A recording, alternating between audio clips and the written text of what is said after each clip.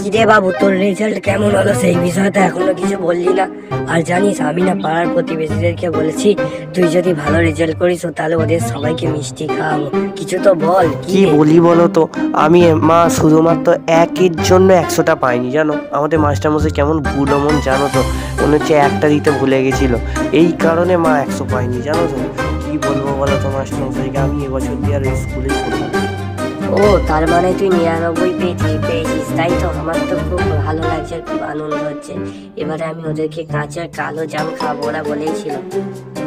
আরে মা, তোমাকে বললাম না যে আমি দুটো শূন্য পেয়েছি, একটার জন্য 100টা পেতে ভুলে গেছি। মাস্টারমশাই দিতে ভুলে গেছে, একটা কথা একবার বললে বুঝতে পারো না নাকি? চুপ করে ঘরে যাও।